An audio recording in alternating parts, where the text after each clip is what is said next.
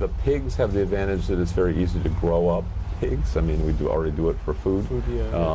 And you can probably harvest about a dozen different organs from one pig. So that's very cost effective.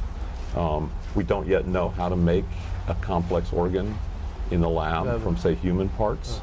In principle, human would be more compatible, but we're getting to the point where we're already getting so-called universal transplants that you can do from any human to any other, or to any human, without having have to find a perfect match the way it's currently practiced. And with a pig, is this taking a in vitro of a pig? No. The way we do the pig is we have a pig that's engineered to be compatible, and then at the time of multiple human surgeries, you just take the appropriate organs out and move them into the human. That's the fully just the way you would for human to human. You have a fully functional heart, you move it into a patient that needs a heart or a liver or a kidney, and so forth. Okay, but we're